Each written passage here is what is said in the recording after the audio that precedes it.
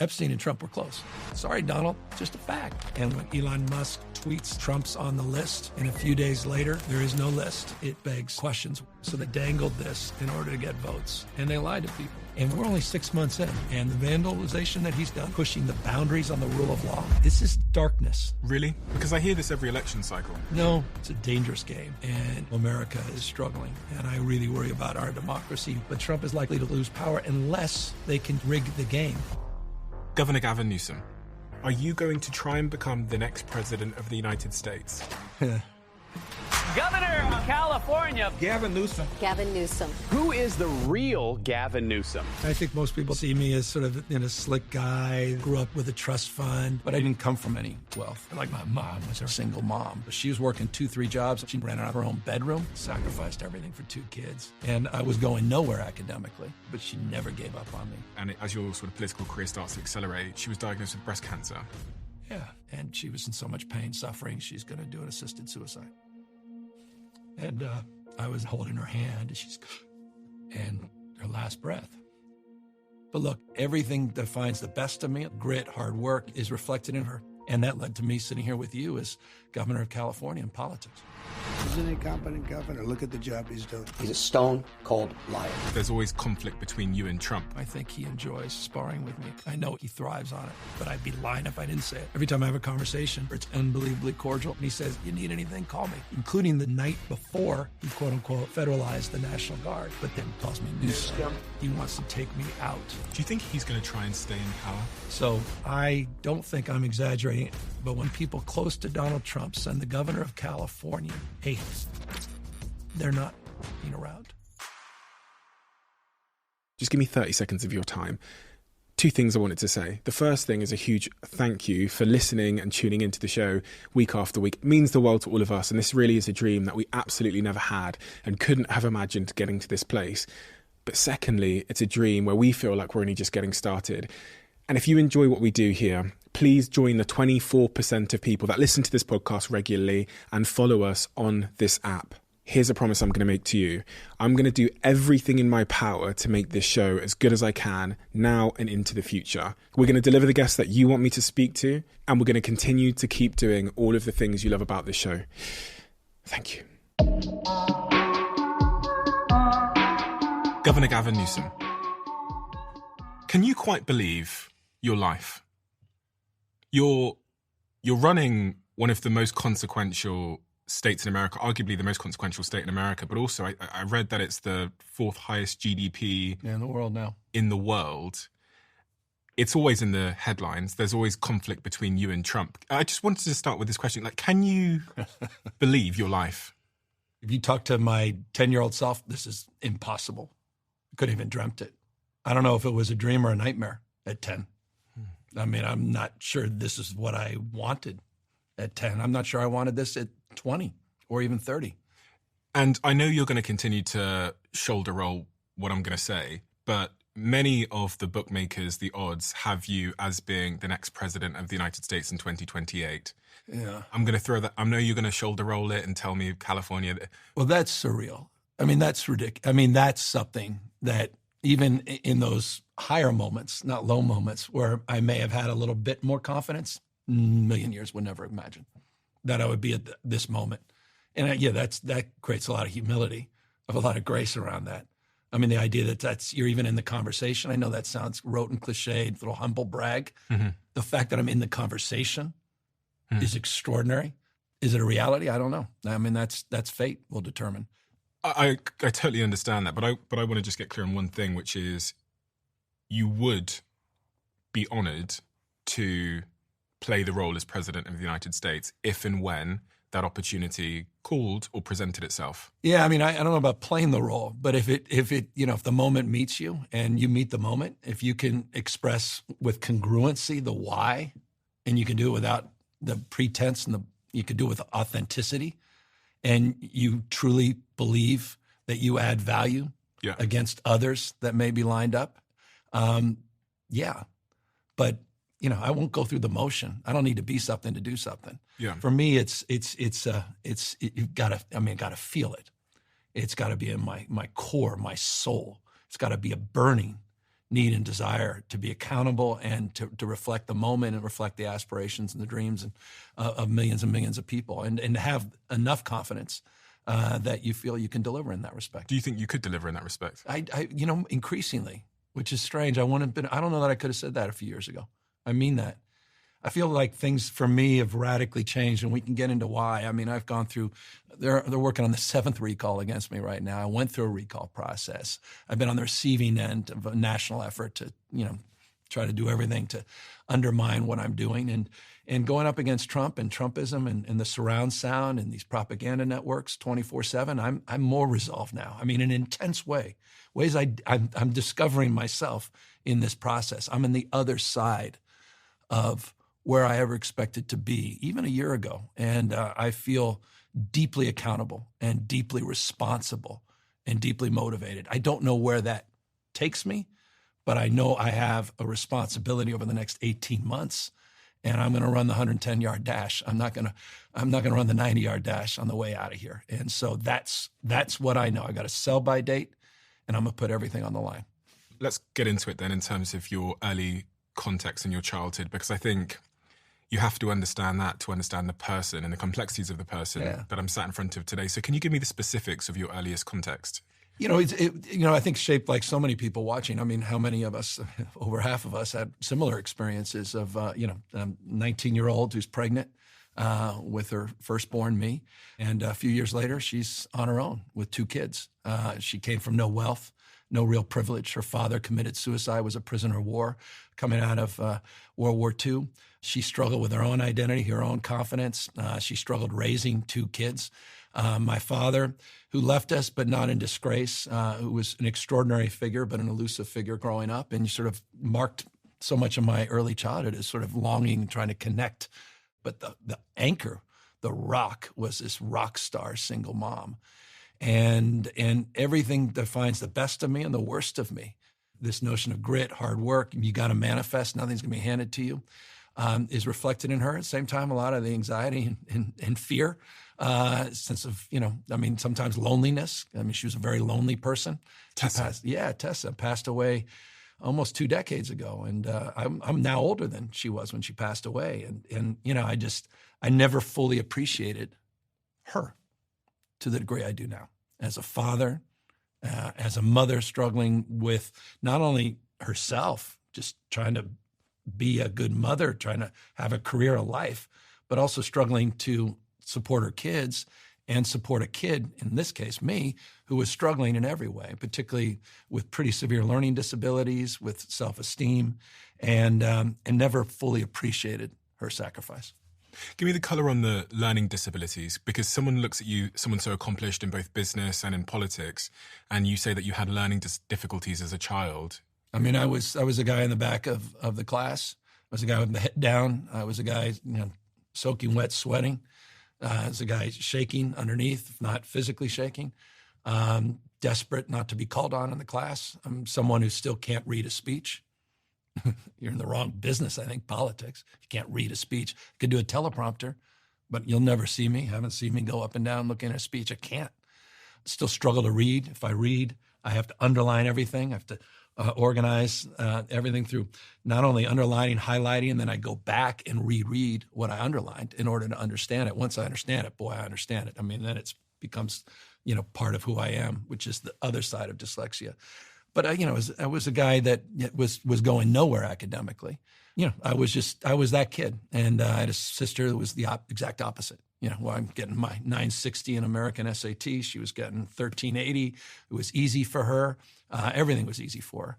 And so that contrast and that anxiety that came from that contrast and the struggle that my mom had of trying to sort of work with me, that marked so much of, my memories and decades of my life. And at that early age, sub 10, what did you think of yourself? What was your self-perception, self-image? The thing that, I don't think I've shared is a thing that is most indelible in my life. When my mother struggling with me, and I'll never forget it. And I don't recall if I responded to her at the time, but it's marked half a century of my life. When she said, because I was giving up. I couldn't read this chapter, whatever it was. She said, it's okay to be average. I'm like, And I think about that all the time, man. I mean, and I forgive her, I think, for that. I think, because she was struggling with me. But that's a hell of a thing to say to a kid. And I think she was just saying it's okay. You don't have to be your sister. You're not your dad. You'll never be that person. I loved her deeply, and I'm here because of her. But that shapes a lot of the early, that person that, and it's shaped who I've become, because I've done everything in my power to overcompensate for the struggle and for that mindset where I could have easily believed that and I could have easily become that. Mm-hmm. In terms of money in the home, what I sometimes think of when I think about my own childhood, money was almost this other person. It's funny, we talk about attachment styles and we say some people have like this avoidant attachment style, this anxious attachment style, this secure attachment style. And I think of money in the same way. It's in homes, it's a person. Sometimes it's distant and never there. Sometimes it's causing the argument. What was money in your household? Like, what was the relationship that you'd formed with it? Well, I had interesting experience with money because we didn't come from any wealth. But my father, his relationships were attached to extraordinary wealth, abundance of wealth. His closest friends in the world were some of the richest families in the world. And he, while he didn't have himself tremendous amount of wealth, he led a very wealthy lifestyle. Meanwhile, my mom and I and my sister were there doing, our Swanson's, frozen food. We're doing our Kraft macaroni and cheese. We're doing our, but money was always the source of the stress because he didn't have much to give her. She didn't have much, period. So she was working 2-3 jobs. And when I say 2-3 jobs, when I say that, I mean literally 2-3 jobs. We had guests always living at the house. I didn't understand what guests living at the house mean. She moved out of her own bedroom to rent out the bedroom. If you wanted something, I had a paper route, worked for Jeff Hicks Construction. If you want a basketball hoop, you're going to have to work for it. There was nothing handed, nothing given. And so she was grinding. She's working in part-time waitress. So I got in the restaurant business. I was a busboy. There's some moments that changed my life there that I'll never, ever, ever, ever, ever forget. And so money was a source of stress, but also some evil in the context of too much and seeing the abundance with people I knew, with trust funds, with a relationship to money where they lost their motivation, they lost their purpose, their meaning, their mission. And so when I started getting a business, it was never about making money. It was about making a difference. It was about building something, a brand. It was about adding some value. And that pursuit, I think, created a mindset where the businesses actually really thrived because it wasn't about the money. It was about something more important. It was bigger than that. And so my relationship to money in that respect really became a gift, a guide in terms of my entrepreneurial pursuits. Dyslexia certainly was the greatest gift in relationship to the entrepreneurial suits. And that led to me sitting here with you as governor of California in politics. And when did you find out you had dyslexia? Because I read that your mother... She didn't tell me. And I wonder, I think about this because I've got a couple kids that are struggling. And we made the mistake with one of them to tell him, yeah, I think you got, and now he uses it as a crutch. And she never wanted it as a crutch. She never told me. She said, I found out about it. I was home early one day, came back from school. And I don't know why, I ended up in her room. And I'm looking, she's got a little desk and there's a file open. And I'm like flicking through files. And then I saw the word dyslexia. I'm like, the hell is this? And I remember she got home. I said, Mom, what is this? And she goes, put that away. I'm like, what is it? She goes, no. And we had this conversation. She said, I didn't really want to talk to you about it. You've been struggling with it. I said, I know, I can't read. I'm stupid, Mom. And I said, no, you're not stupid. We're working through all that. And she just didn't want to create the stigma. She didn't want me to use this as a crutch, as an excuse. And I'm angry back to the sort of, dialect in my own brain about good, bad. I appreciated that because it was an excuse, not a victim. Decisions, not conditions, determine our fate and future. This notion that we can shape things, that I wasn't stigmatized in that respect, so I can make excuses around it. I had to work around it. I had to work through it. And I think that was the path she chose, and I'm in many ways grateful that she did. Were you bullied by other children? Yeah, we had Baltimore Street. I told the president this too.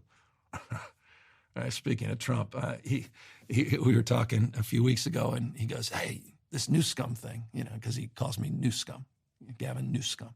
He goes, pretty original, right? I said, it's not, Mr. President, it's not particularly original. And he goes, what do you mean? What do you mean? I said, well, there was the bully on Baltimore Street in Corte Madera, California, used to call me Newscum.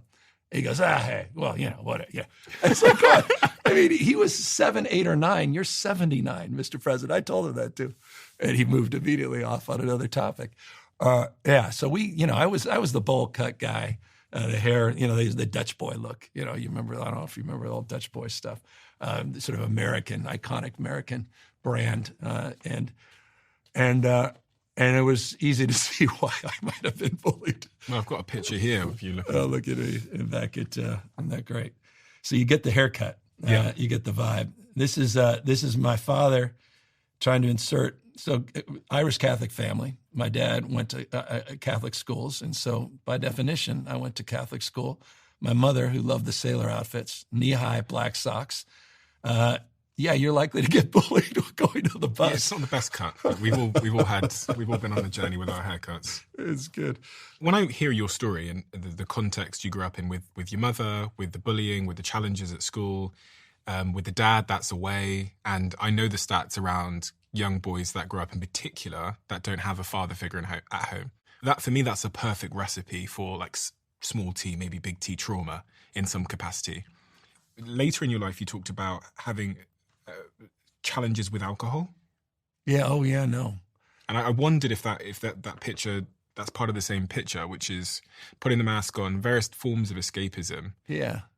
No, 100%. Well, look, medication. I mean, my grandfather that took his life was an alcoholic. And my mother struggled a little bit, and it was more self-medicating. For me, I started discovering that as well. Of course, look, I got in the wine business. Yeah. So I'm immediately attracted to the business side of it, opened a wine store right out of college, opened a number of restaurants, had 7 or 8 restaurants, have 4 wineries as I speak today. So wine became ubiquitous in my life. It's also my connection back to my dad, which is a whole nother journey. And you started that business in 1992, which was the year I was born. And as I don't rub it in. Yeah. And as I sit here 32 years later, the business still exists. You've placed it into a trust. It still exists. And it grew there were 22 or 4 businesses at peak, about 1,000 employees at peak. Came from that one business. I was the only full-time employee for almost 2 years. Yeah, I mean, I'll tell you, just the greatest training for politics and life, just opening your own business, small business. And those were some special days. And went from that to a restaurant up the block. A few years later, a hotel, a winery, now 4 wineries. We had 5 or 6 hotels and 9 restaurants at peak, and businesses are still around. I was reading that you had this sort of scheme where you gave employees $500 for a Magical Moment award. Well, it was a failure award. A failure award. And then it became, my sister took over because I got into politics, and she said, I don't like this failure framework. I said, well, it's the best. I love failure. I'm good at it. Dyslexics are the best at it. Mm-hmm. There's nothing linear about our lives. It's fail forward fast. Missed 100% of shots you don't take. So you were giving employees $500 if they failed? I had a great, just a very brief example. So I had a little hotel up in Squaw Valley, Lake Tahoe area, and a lot of mosquitoes during the summer months. It's an old motel built for the Winter Olympics, the 1960 Winter Olympics, built in 1959 for the delegates. It was supposed to be torn down. It sort of patched together, and we held it together, but it had no air conditioning. So you'd keep the doors open, you keep the windows open, but in the summer, the mosquitoes came in, drove the guests crazy. So we had this night clerk, those crazy night clerks come in, and he was getting complaints all the time about the mosquitoes. And he on his own decided one day to go, before he went to work, get in at 11 o'clock at night, and he bought a bunch of catfish at the store because there's a bunch of ponds around the business. And he figured that's where all the mosquitoes are starting. So the catfish will eat the larvae of the mosquitoes, and he'd solve the problem. So he just on his own decided to buy a bunch of catfish, dumped them in the ponds all around the hotel. Well, about 4 a.m, this engineer calls me, gruff guy, says, the raccoons had a feeding frenzy and ran through the hotel because the doors were open with a bunch of, flying fish in their mouths and fish everywhere. And Ludo said, you got to fire that son of a bitch, this goddamn idiot. And I started laughing, went up there the next morning, met with him, and I said, this is a magical, you tried to solve a goddamn problem. Mm-hmm. And we created the failure award. And I gave the biggest screw up every single month a bonus. And at the end of the year, we'd put them all together. January screw up, February screw up, and we'd have the Failure of the Year Award. And did that for years until my sister said, we'll call it the Magical Moment Award. But it was about initiative, taking responsibility, taking ownership, trying new things, seeing what works, iteration, entrepreneurial mindset. It's not linear. It's thinking creatively, outside the box. It's what a dyslexic by definition has to do. And that's what I thought a successful business needed to do. And it literally empowered, our employees loved it because they felt seen and heard. And safe, I guess. And safe. Because they were like, as long as I do it with, no one's jumping off cliffs here. We're not encouraging, recklessness, but risk-taking. And it literally allowed the business not just to survive, but to start to thrive in ways I could never imagine. I think that's really important. It's just such an important lesson to so many business owners, especially in these changing times where everything's moving so quickly in AI and technology, that most people are incentivized just business as usual, protect our position if we're successful, or, to prolong convention or whatever that might mean. But businesses that adopt that approach clearly have an edge in these rapidly changing times. Yeah, no. And look, I mean, back to just, I remember there was a book Tom Peters wrote called The Pursuit of Wow. I mean, if there was one book that just hit me in the core, that sort of expressed everything I wanted to become, he talked about hire the smile, train the skill, about finding these superstar leaders and developing owners with your leadership team. That he talked about, I remember the Ritz-Carlton at the time gave literally cash to the folks that were cleaning the rooms and gave them the ability to use the cash as needed to solve a problem for their customers. Mm-hmm. They created ownership with frontline employees that were undervalued or devalued. He talked about, I remember, diversity as a business essential. With all the anti-woke, anti-DEI stuff we're dealing with in the United States of America, I mean, from a business perspective, there's a business imperative to advance diversity. But it was Peters decades ago that really created that mindset for me in the business, diversity broadly defined in every way, shape, or form. And so the business became this sort of the pursuit of wow, of awe, of surprise, of iteration, of daring, energy. So the core ideology just kept growing in that space. Restaurants, hotels, wineries, and audacious, adventurous people that wanted to sort of build a brand, build something that was special. It wasn't about money. It was about pursuit of meaning and purpose, moments. So why did you leave that and do politics? I know. There was two things happened. I got a phone call. I was running the wine store, closing it up, doing bookkeeping, accounting. The warehouse was in my apartment. One night, right before I'm closing up, this guy runs in to the store, and a very nervous guy. And he's like, can you help me? What's a good champagne? I got to get cold. He's like, thank you. Put it away. I'm like, it's good. He goes, can you wrap it? I said, yeah, I got it wrapped. He says, thank you, man. About 30 minutes later, the guy comes back. I'm like, oh, damn. Like I screwed up or something. But he's got this girl with him. And he's knocking on the door, and I open key back up. He comes in. He goes, just want to introduce you to my fiance. And I said, wow. He goes, well, your champagne, I just asked her to marry down the block at the Palace of Fine Arts. And we love the champagne. And I just want to say thank you. You were so nice to me. I remember literally sitting there crying after he left. Like that's everything. This is business, man. It's not a transaction. It's relationships. Talk about moments, magic, man. That's it. To your point, I thought this is it. This is my bliss. I'm going to keep doing this forever. And then I got a damn call from the mayor of San Francisco. Can I just ask you on that question? When that guy came in with his fiancée, why was it so meaningful to you? I can literally still see the emotion in your face 20 years later. Because what I did had meaning. It mattered in a way I never thought. I thought it was a transaction. I thought he was buying something. I was selling something. It wasn't that, man. It was marking a really important moment in his life. Business changed after that. It wasn't business. It was a different proposition. And then you get a phone call. And I get a phone call and screwed everything up. Willie Brown says, hey, you just opened this store and, I've been reading, you were complaining, getting those permits. It was taking too long. And who's Willie Brown? Willie Brown, the mayor of San Francisco, former Speaker of the California Assembly, one of the most dynamic, one of the most extraordinary politicians in California history, I would argue American history, and I don't say that lightly. Some of the world's great leaders will identify as Willie Brown as one of the most transformative political leaders. And so there's a couple articles in the paper about me bitching about permits and parking or something. And he calls me, he goes, Newsom, it's Willie Brown. I'm like, oh, Mr. Mayor. He goes, hey, come on down next Wednesday. I'm going to put you on the film commission. I'm like, this is amazing. I'm going to be on the film commission. I'm 20-something years old, got a wine store, about to open a restaurant I was working on, and now he's put me on the film commission. I go down to City Hall that next Wednesday.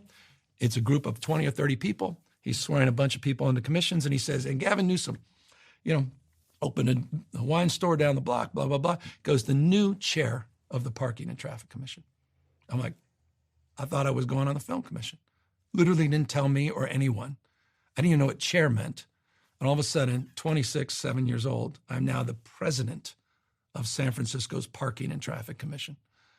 He just randomly put me in that position. Inspiration, desperation. I don't know what the hell I was doing.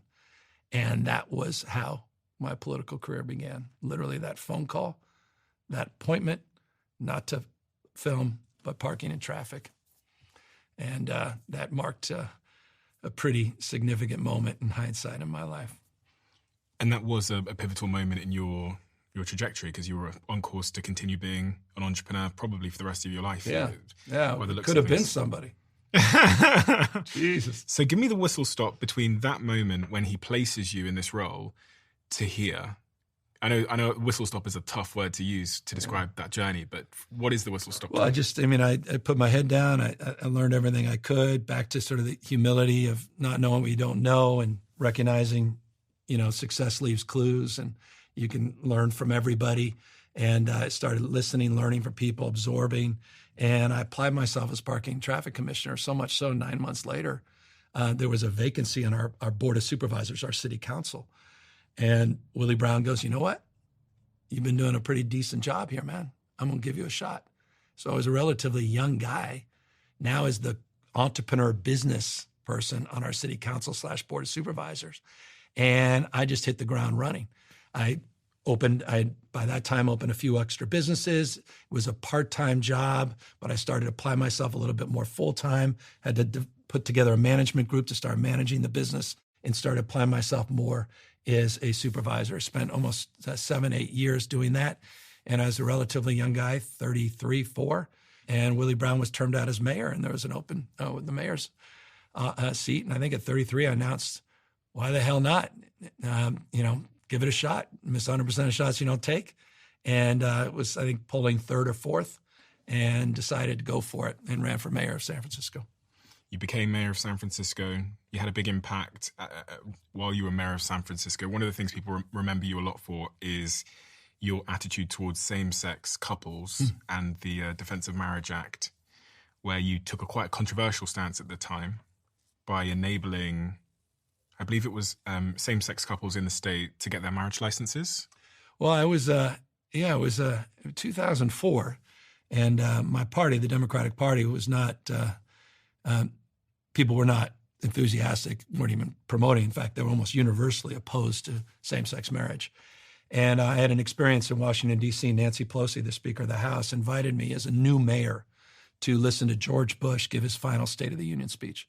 And I was there with an extra ticket, her husband's ticket. And I was up there in the rafters listening to George Bush give a speech. And in the speech, he's talking about the Iraq War. He's talking about a lot of interesting things. And he ends with, it's time for a constitutional amendment to ban same-sex marriage. And everyone starts applauding.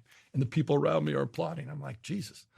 I walked back out, and you had to put your cell phones, early cell phone days. And we're all in line waiting to get our cell phones back.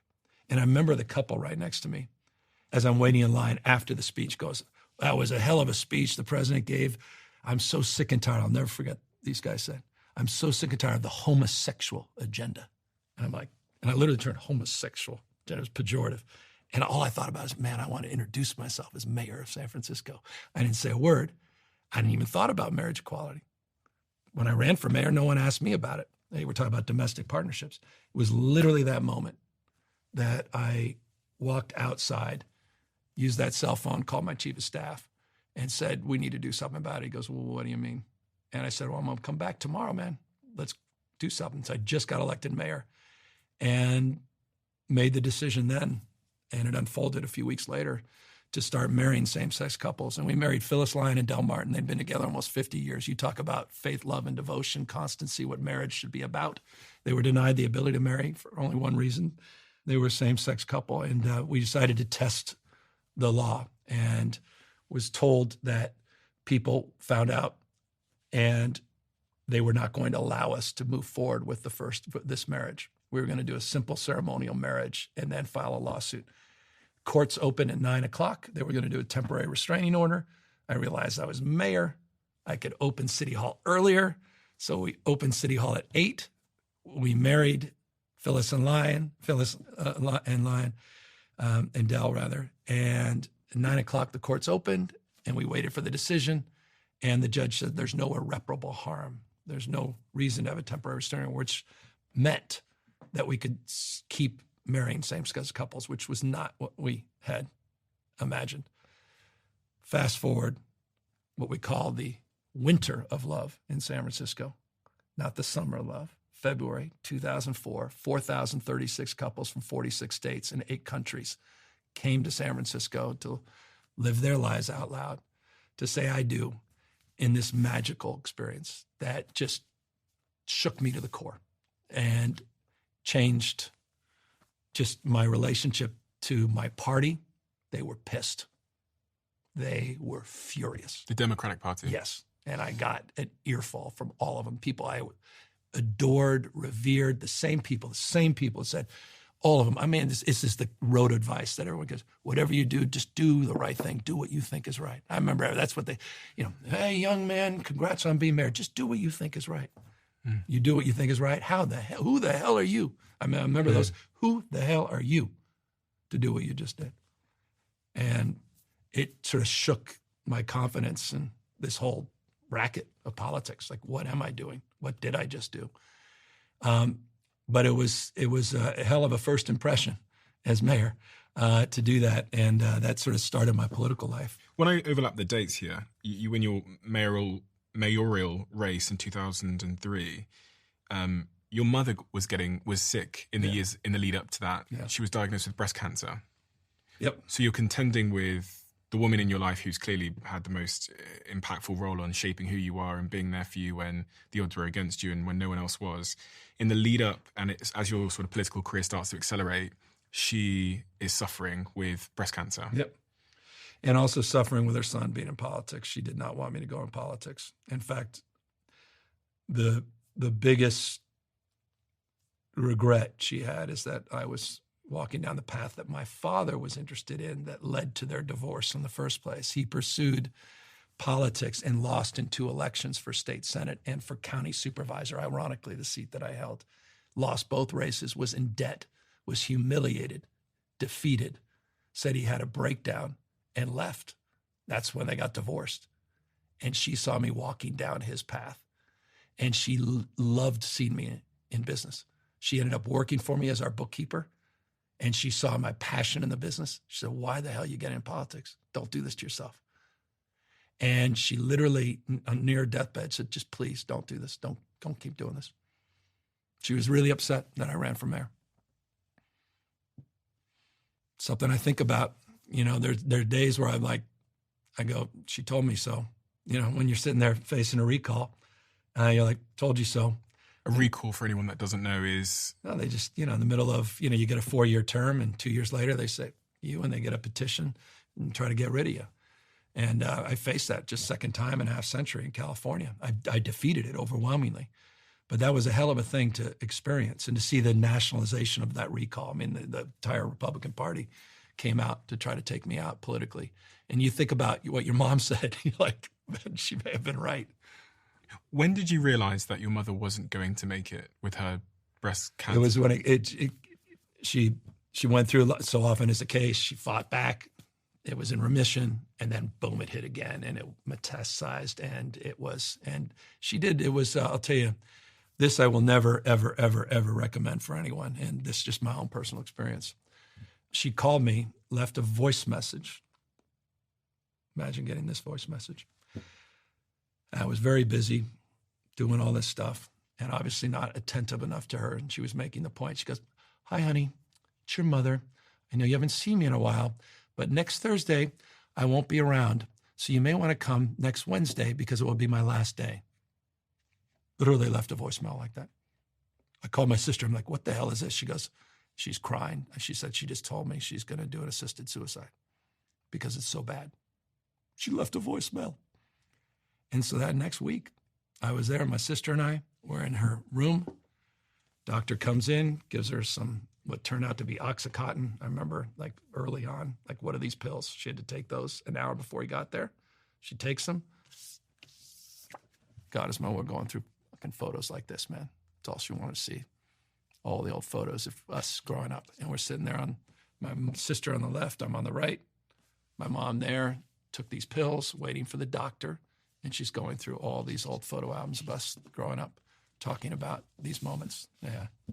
Come on, man. So, yeah. And, but wanted to be there for her. Doctor comes in, administers, and she starts gasping. My sister runs out. The doctor had already left. And I was like, she's gasping for air. And I'm just sitting there and holding her hand, and her last breath. And I just sat there.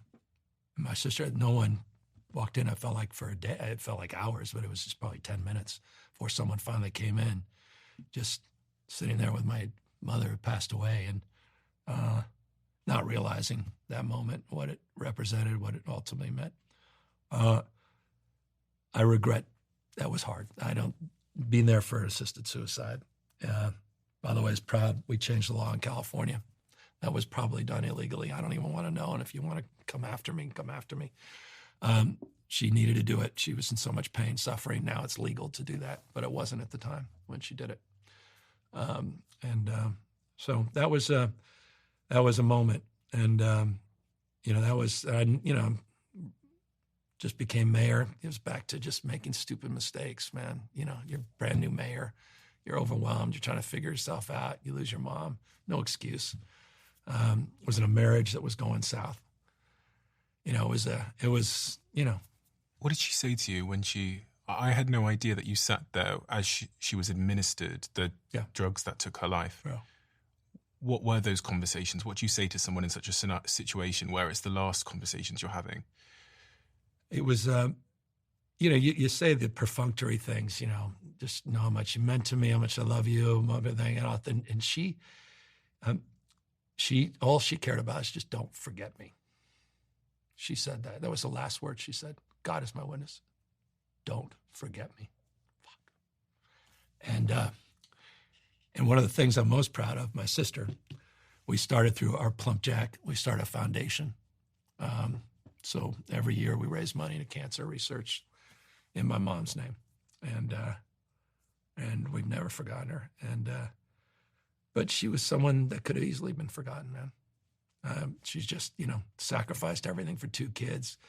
She left us her character experience, no money, nothing. I mean, she struggled her own life and just gave it all to us. And so, those are, and we all have people in our lives like that. What a gift. And, I was blessed.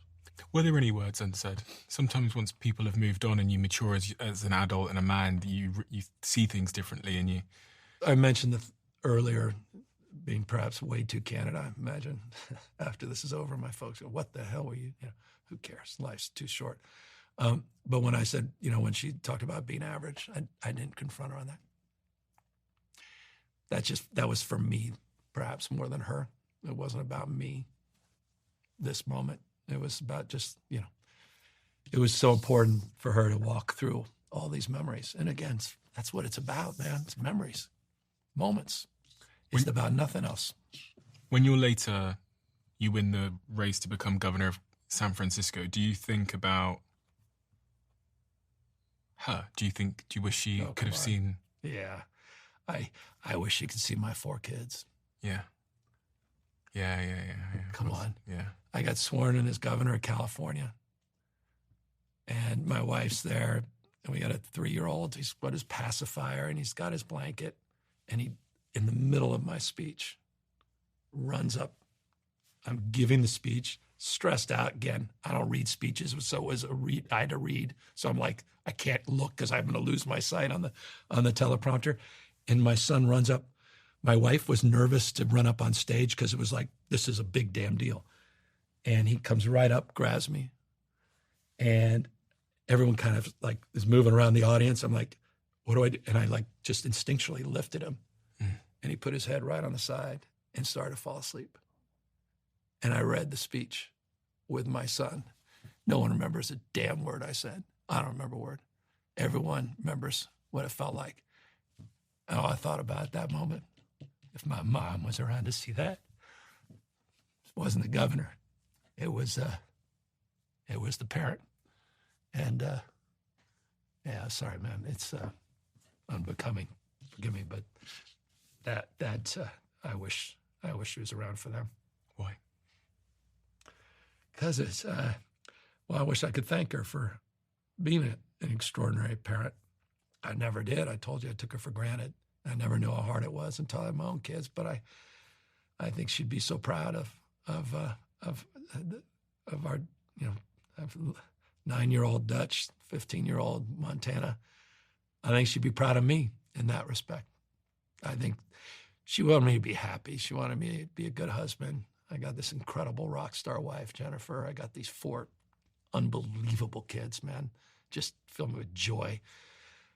I struggle to be a better parent, husband, politics, but that's all she wanted for me. When you're in the public eye, as I guess I kind of am now because people watch me a lot. Big time, man.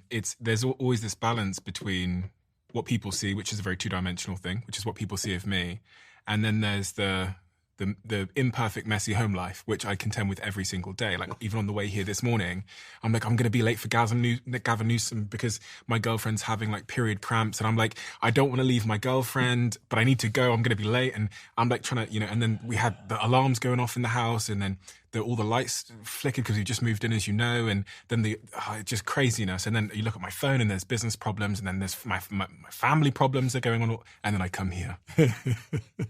And I interview you. I'm sorry. I feel like I got in your way. No. But obviously it's a tremendous honor, as you know. But I say that because there is a behind the scenes. Yeah. And the behind the scenes is not as perfect as the exterior. No, man. You're alluding to the season of your life being filled with imperfection. Yeah. Tell me about the human imperfection that was taking place behind the scenes as you were excelling professionally. I think there was a magazine, The Economist, did a headline, said, "Young man in a hurry. He wants to be governor, seriously." And it wasn't question mark. It was more, there we are. It was more like he's serious. He actually thinks he could be governor. It was kind of a snarky headline in a piece. But the headline struck me, young man in a hurry. That's who I was the entrepreneur. I'm sort of trying to, just trying to make things happen, trying new things, seeing what works, having a little bit more success than failure. Learning from mistakes, moving on, move pretty quickly, relatively young age. I mean, I think, one of the youngest mayors in San Francisco history, in my 30s. And losing my mom, a relationship, my first wife, it ended extraordinarily well. She's, I have nothing negative to say, et cetera, but it ended. And that was embarrassing. It's in the public. Everything's I'm growing up in the public. I'm growing up with this just bright lights. How did you fuck up? Yeah, I wasn't situationally aware. I wasn't emotionally mature in terms of, I remember a good friend of mine, Mimi Silver, who's just a rock star, got my act. She is the one who got me to get my act together. She goes, "You're the mayor in San Francisco." I said, "Yeah, I know." She goes, "Well, then start acting like it." I said, "What are you talking about?" I said, when I go in, I don't need to be in the front row. She goes, "You need to be in the." I said, "I don't need to. I don't like being in the front row. I don't need to be right." She says, "The fucking mayor, and you'll be in the front row, and you'll have people watch you in the front row because that's what they want from their mayor." And I'm like, I remember her saying this. I'm like, "What?" Honestly, she's like, "No, I'm good." She says, "It's not about you."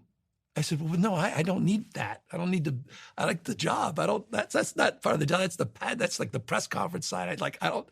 And it was she literally It had such a, I remember sitting there with dinner with her at Delancey Street when she said that to me. And it sort of hit me in the core. There was a lack of maturity. That I was just the entrepreneur that happened to be mayor. And this is ironic, based on our conversation, needed to play the role a little bit more than I was. And I needed to mature. And I needed to get my act together. And I went through a process. There was a year where, a lot of things happened all at once. And I was able to get through it, get reelected. What were those things that happened all at once? Well, I mean, divorce, you lose your mom, divorce, dealing with a new job, dealing with high-profile decisions that became very national. All of a sudden, I'm, punching above my weight as a young elected official in ways that not many people didn't necessarily imagine. Marriage equality issues being one of them, other things that I was involved in. To your point about drinking a little too much. And after the divorce, making some stupid mistakes that I owned up to and regret, and having to work through all that. I mean, these are, it's around this time, and what I could tell this kid. What would you tell him? Get your shit together. You're referring to an extramarital affair, which you owned up to. Yeah, I wasn't married, but she was. And it's funny, I've got a little memoir that I'm putting out, ironically called Young Man in a Hurry, next year. I love the title. I can relate as well.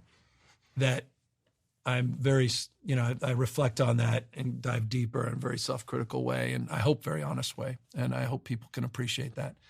I think people will, because I think every normal human being understands that they too are imperfect, and especially when life takes hold and you're growing and you're learning, we all make mistakes. I've made mistakes and I expect to make a lot more. Yeah. But I think it's in the admittance of those mistakes and acknowledging them that's where we find out who we actually are. Yeah. And humiliated. I had no knowledge of any of this stuff, but so when you say humiliated, I just humiliated. My dad, he said something, and I'll tell you, it carried forward with me. He told me at the time, he was so disappointed in me. And he said, you go home with the one who brought you to the dance. Fuck.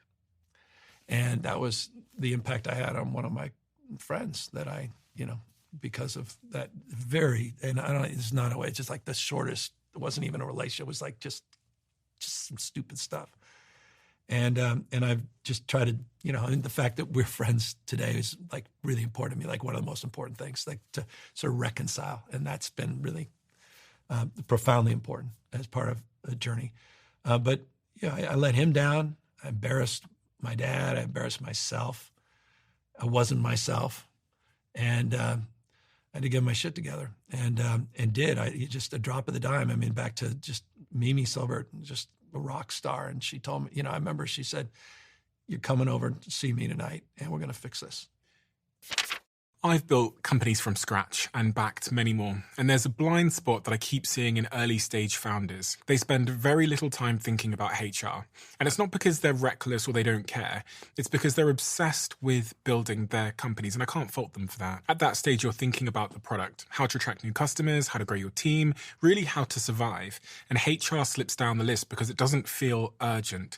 But sooner or later, it is. And when things get messy, tools like our sponsor today, JustWorks, go from being a nice to have to being a necessity. Something goes sideways and you find yourself having conversations you did not see coming. This is when you learn that HR really is the infrastructure of your company, and without it, things wobble. And JustWorks stops you learning this the hard way. It takes care of the stuff that would otherwise drain your energy and your time, automating payroll, health insurance benefits, and it gives your team human support at any hour. It grows with your small business from startup through to growth, even when you start hiring team members abroad. So if you want HR support that's there through the exciting times and the challenging times, head to justworks.com now. That's justworks.com.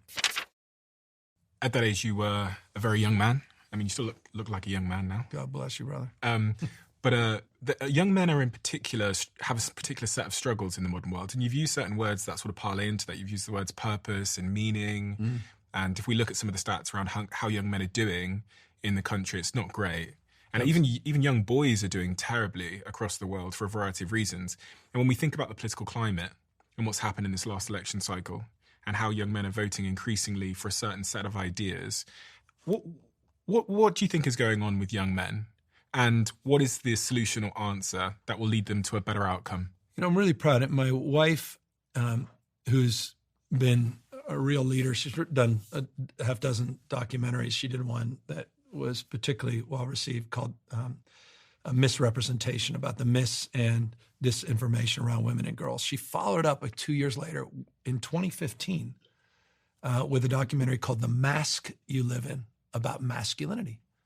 In 2015, she was highlighting all the things, the trend lines a decade ago that are headlines today as it relates to the crisis of boys and men. And she was noting the suicide rate. She was talking about, deaths of despair. She was talking about educational attainment. She was talking about all these issues that were at next level crisis. And it was so ahead of her time in so many respects. And she's come back to me on that over and over again, particularly with our two boys and their maturation versus my two girls, and the relationship we have to our deeper understanding of how men and girls and women and boys are different. And so this is code red in this country, around the world increasingly. And if it was happening to any minority group, particularly in my party, the Democratic Party, we'd be all over it. Instead, we've been timid about it because men have this sort of hierarchical benefits in society go back hundreds and hundreds of years. Oh, men are really struggling, really? Men still dominate in all these key positions of power and influence. But when you see all what's happening underneath, it is a crisis. And as a consequence, the Republican Party, Donald Trump in particular, and I think some respects what's happening in this sort of manosphere, and I don't mean that pejoratively, but there's been not an exploitation, at least there's a recognition and a relationship to it that has attracted a lot of young men that are seeking meaning, purpose, and mission. And as a consequence, it's also been weaponized, particularly by one party, in a way that I don't think is ultimately beneficial or positive. Our party needs to own up to that, and we need to address these realities. Richard Reeves is doing amazing work on it. Scott Galloway is doing amazing work on it. So many folks in this space, Katz been doing a decade ago talking about it. But Democratic Party, my party, needs to own up in this space. And just so I'm not, accused of preaching and not practicing, I've worked for the last 6 months on an executive order that we're about to release in this space that goes to issues around education. It can't be what you can't see. And a lot of these kindergarten, elementary teachers, most of them are women. It's so about recruiting more men to become teachers, focusing on caregiving, focusing more broadly on very intentional interventions to begin to address this crisis. The Democratic Party, I think it's fair to say, most certainly played their hand wrong in this regard. And the word played is obviously, again, comes loaded, but very much, I think people could fairly say, to some degree, turned against or misunderstood men. Is probably a better way of saying it. Misunderstood the plight of men and boys.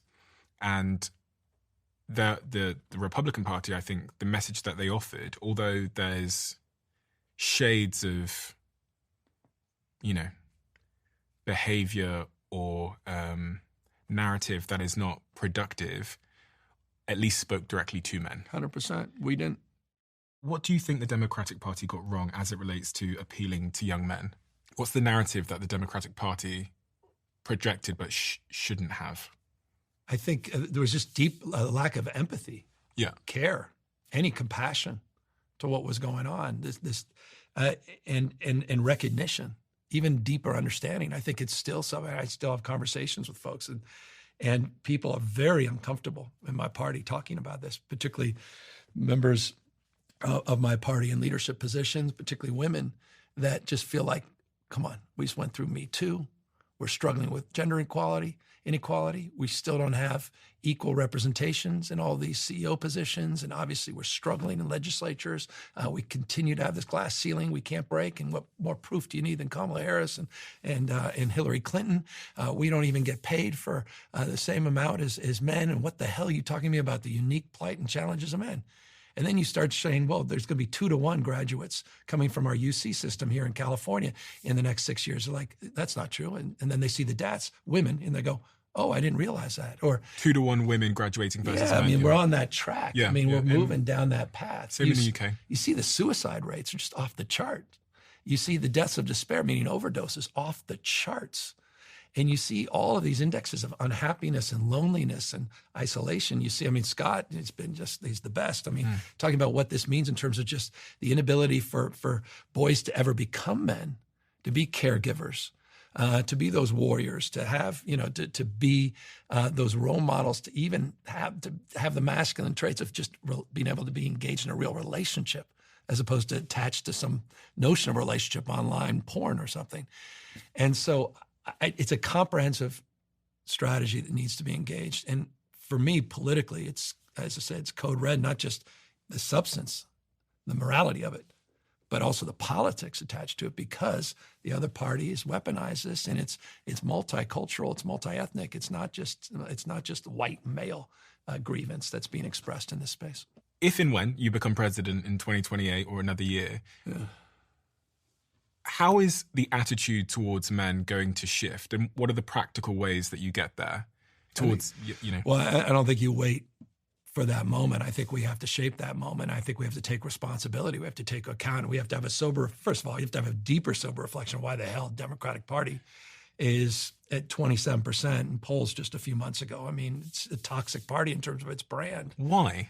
Exactly. We need to understand that. I can give you 25 theories. But can you give me because I'm not a politician, so I don't understand a lot of the political talk, but that is staggering. Yes. And why did it happen? Yes. Thank you. No, that's the question. Why? How did that happen? It's one of the reasons I started my own podcast. Yeah. It was part of that exploration. Again, back to humility and grace, two words I'll use over and over and over and over again. Seek first to understand before you're understood. I listened to all the punditry hours after the election results. Yeah. And everyone was an expert. I'm like, that's amazing. You're an expert? It was Israel for sure. No, it was inflation for sure. No, it was interest rates for sure. No, it was incumbency for sure. No, it was woke for sure. It was trans for sure. Everyone was for sure. They knew exactly what it was. I'm like, this is amazing. Everyone just knows what's going on. Meanwhile, I'm like 20 pages in, writing this down, saying, "Oh, it's about loss of manifest. Oh no, it's about manifest. No, it was about Joe Rogan. We didn't go into. Oh, for sure, it was about. She didn't. She didn't say this, or it was The View for sure. She could have separated from Biden. No, it was the. And then I'm like, well, wait a second. I need to really understand this more fully. Well, and so that became my own journey back to the entrepreneur, trying to iterate and deciding to get some folks that I vehemently disagree on with it on a new podcast, Charlie Kirk, because for sure he was successful in convincing a lot of young men to turn out in record numbers for Trump. Yeah. I wanted to learn about that. Back to this notion of success leaves clues. I want to pick his brain. What are you doing right, man? Show some humility and grace as it relates to not try to be argumentative in the interview. Just I'm trying to pick. I want to know why you're so successful. That offended a lot of people. What did you discover? He's got a plan. He's executing a plan. He's got a strategy. He's got a date that he's identified with a goal attached to it. He's got a dream with a deadline. He's there in places people don't expect him to be. He's meeting with folks without any filter. He's willing to confront people he disagrees with and agrees with. He's willing to be out there on the field. He's organized a construct, and he's been very deliberative of building a sense of community. And this notion of community, we all want to be connected to something bigger than ourselves, is a big part of this as well, part of the MAGA movement. And particularly with people feeling disconnected, you're naturally going to want to find your way back to something bigger than themselves that sort of moors you and gives you a sense of purpose and meaning as well. And when people are lost, they do go in search of someone who resonates with them and someone who speaks directly to their plight. And my observation as someone that's not an American, when I think about someone like Charlie Kirk versus Kamala Harris, it's the absolute opposite approach. Yeah. Kamala Harris, lots of people say she avoided going on Rogan. She wanted Rogan to fly to her. She was going to give him a tiny short time window. It was probably going to be a bit sanitized in all respects. And then Charlie Kirk sits on campuses across the US and has students come up and ask him any question. Yeah. And his response is, he shows you his response to his credit, and he doesn't care about sanitization or being politically correct. Correct. And he puts it on YouTube for hours and hours and hours and hours. And I think in a glass box world, where we get to see inside now because of technology, the black box approach where your PR team tries to paint an image on the outside is over. And we saw it in this election cycle. And you're leading the, I have to give you credit, you are leading the charge there, because I can't think of another key political figure globally who has started a podcast where you literally invite the other side on. So I think you're playing the glass box approach. I love the way you described that. And I everything you said resonated with me. Had Steve Bannon on, yeah, which is just in of itself was interesting. Look, these folks exist and persist. You can deny it. My party can deny it at its own peril. Back to your point about what the hell's happened to my party. And so trying to understand that, trying to unpack that. But, it's interesting. Just, I think, Kamala is an old friend of mine. I don't want to get into Kamala. And I say old friend and people roll their eyes in politics. People say, old friend, it means they're frenemies. It's not. But we go back before we were both in politics. We both share that Willie Brown, the former mayor, in common in terms of a relationship that we both had. And as a consequence of the relationship we had with him, we were able to get to know one another as sort of this cohort. And I think a lot about, what we've just gone through. I'd love to see Kamala on your show. I'd love to see her picture of mom and dad. And I know her as well or better than most. Yeah. But I would love to see that side of her. I would. So this notion of, what'd you say, glass box? Glass box versus black box. Black box. Yeah. Hey, I'm on here for a reason. Yeah. I just, it's like I'm out of any excuse. Look, you are who you are, and let it all out there. And I think people, I think we claim we long for authenticity. I still mostly believe that. Sometimes I question that because people want you to be your authentic self, but they're like, well, don't swear as much, or be your authentic self, but don't be so emotional, or be your authentic self, but there's a but. But I think at the end of the day, I think we've crossed that. I think we're on the other side. People just want more of you, whoever the hell you regardless are. Regardless of what it is. Because even the crazy thing I observe about Trump is even the imperfect things he says that would once upon a time have revolted some people and would have had adverse reactions, the fact that he's willing to say them creates the impression in my mind that I know who he is. Yeah.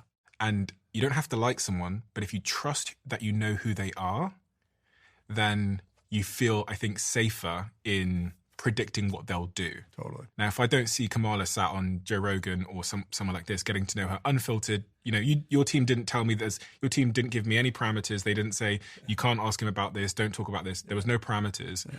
At least people will know who you are. Yeah. And I think most people don't. They see me as sort of a slick guy that, was like, they think I grew up with a trust fund. Everything was handed to him. People don't know my entrepreneurial background. I don't think they believe what they may have seen on Fox News out here or, One American News and the weaponization of that. And so, it's critical. I think for our party generally, I think for both parties now, you've just got to get out of that bubble. I give Trump, to your point, credit in that respect in every way, shape, or form. You can criticize him for many things. You can't criticize him for accessibility, for at least appearing to be authentic in terms of his approach, his willingness to confront and engage. And I think that's very refreshing. Well, how do you think America's doing? I think we're struggling. Our identity. I think we're, Trump has made us feel free to shove again.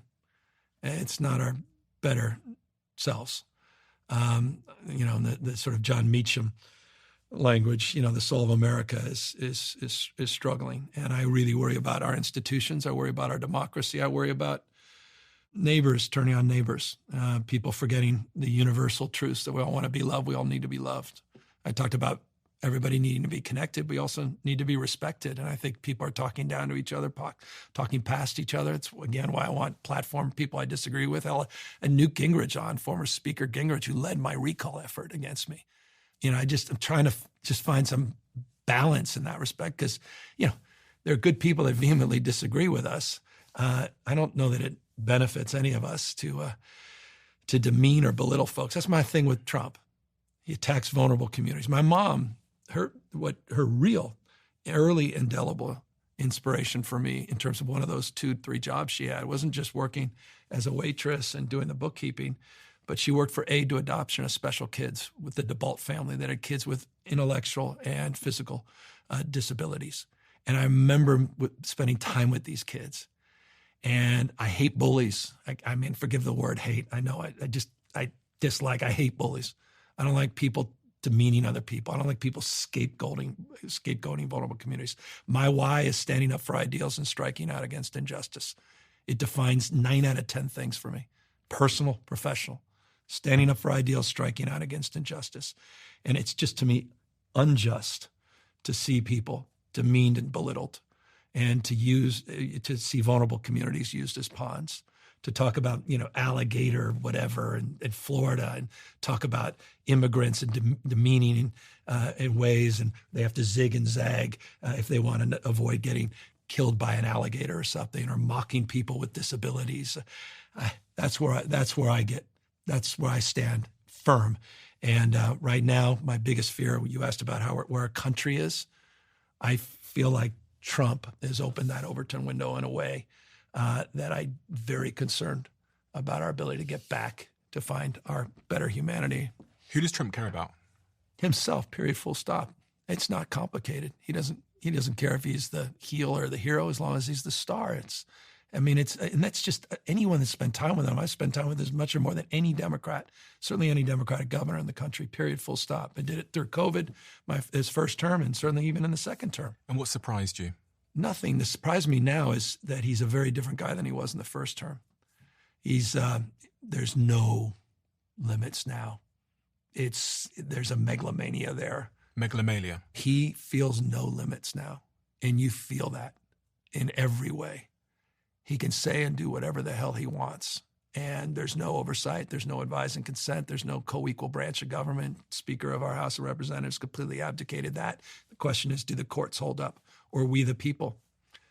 And I'll tell you that, and we're celebrating our 250th anniversary of the Founding Fathers, the best of the Roman Republic, Greek democracy, and this notion of system of checks and balances, popular sovereignty, and I think it's on life support now, and I don't say that lightly. I say that very thoughtfully, and I say that as a guy that's watched the President of the United States not send military in his first term or in the first 6 months anywhere in the world except to an American city, where he has 5,000 military in the streets of Los Angeles, a war within. So I say this very soberly and mindful of the moment we are in American history. Do you think he wants to see you fail? I think he wants to take me out and down. At the same time, I think he enjoys the sparring with me. I think he thrives on it. I know he does. Because he calls you Gavin Newscum. Yes. But then meets with you privately. Yeah. And what are those meetings like? Unbelievably cordial. It drives people crazy when I say this, but I'd be lying if I didn't say it. Every time I have a conversation, including the night before he, quote unquote, federalized the National Guard, we had an unbelievably good conversation.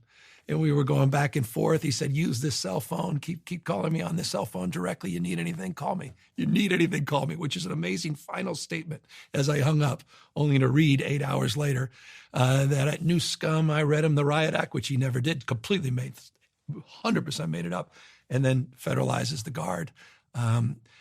It's a game. It's a show. It's a dangerous game. And it's a very exhausting show. And it's becoming derivative and more dangerous. Isn't this just how politics goes in America? No, it shouldn't.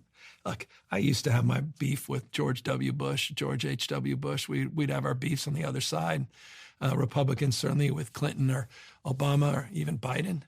Longed for those days. University, I go in the office of Ronald Reagan's old office, Governor Ronald Reagan. That's my old office as governor of California. I mean, his last speech in the Oval Office, his last speech was about the life force of new Americans, Lady Liberty's torch, our better angels. I mean, what happened to that Republican Party?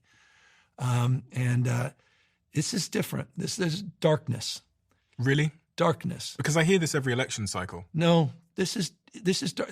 We're only 6 months in. Mm-hmm. The vandalization that he's done to this democracy and institutions.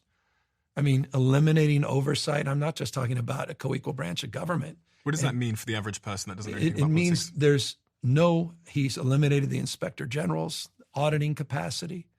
He's going after political opponents, removing them from key positions of power and influence and putting in acolytes, putting out people that just do his bidding. He's pushing the boundaries on the rule of law. He's threatening to recall not just people he disagrees with. He wanted my arrest. Remember, the President of the United States said Newsom should be arrested. They said, on what grounds? He got elected. Said he doesn't like the fact that his political enemy got elected. It means he doesn't say that lightly. And, once a mind is stretched, it never goes back to its original form. So every time he does this, he's sort of testing these boundaries. And this is what makes me more concerned. I'll give you a proof point. God is my witness. We're sitting here. When we do this today on this podcast, I just read this morning that Donald Trump was on the phone with the Texas legislature, and they're going through a redistricting thing to basically get 5 more seats for the midterms because they're likely to lose the midterms, and Trump is likely to lose power unless they can change the districts and rig the game so he stays in power. Do you think he's going to try and stay in power? When people beyond his time? close to Donald Trump, send the governor of California a hat that says Trump 2028, they're not fucking around. They sent you a hat saying Trump 2028? 2028. They're not screwing around. I sat in the Oval Office for 90 minutes with Donald Trump, first Democratic governor to do that. And he looked around and said, hey, see who's behind you? I said, I looked around the pictures. I'm like FDR. And I literally turned. I'm like, oh, seriously? He goes, yeah. He goes, what do you think? 3 terms, 4 terms? I said, oh, come on. And then he starts laughing because he's just lighting. He's having fun. But again, he's throwing things out.